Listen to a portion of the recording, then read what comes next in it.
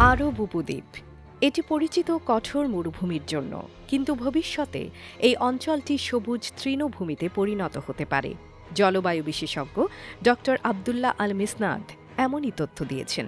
তিনি জানান, মহানবী হজরত মোহাম্মদ সাল্লাল্লাহু আলাইহি ওয়াসাল্লাম বলেছিলেন, কিয়ামত ততক্ষণ সংগঠিত হবে না যতক্ষণ আরব ভূমি আবার সবুজে আচ্ছাদিত না হয় এবং সেখানে নদী প্রবাহিত না হয়। ডক্টর আল মিসনাদের মতে, মরুভূমিগুলো সবুজে পরিণত হওয়ার সম্ভাবনা 4টি কারণে সৃষ্টি হতে পারে। প্রথমত, মানব প্ররোচিত জলবায়ু পরিবর্তনের কারণে। এই অবস্থায় 7,000 বছর আগে যেমন আরব উপদ্বীপ ছিল, আবারও সেটি সবুজ হয়ে উঠতে পারে। দ্বিতীয়ত, সৌদি আরবে অগ্ন্যুৎপাতের সম্ভাবনা রয়েছে। পূর্বাঞ্চলে 2,000 আগ্নেয়গিরি রয়েছে। যদি আগ্নেয়গিরি বিস্ফোরিত হয়, তবে তার প্রভাব বিশাল হবে। বিস্ফোরণের ফলে সূর্যের আলো ঢাকা পড়তে পারে। তৃতীয়ত, পৃথিবীর সঙ্গে বিশাল উল্কার সংঘর্ষের সম্ভাবনা রয়েছে। এতে মহাকাশীয় ধুলো বায়ুমণ্ডলে প্রবাহিত হবে।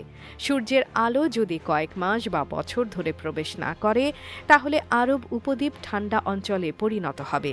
চতুর্থত, মহাকাশীয় পরিবর্তন ঘটলে জলবায়ুর নাটকীয় পরিবর্তন হতে পারে, যার মধ্যে পৃথিবীর অক্ষের স্থানচ্যুতি অন্যতম।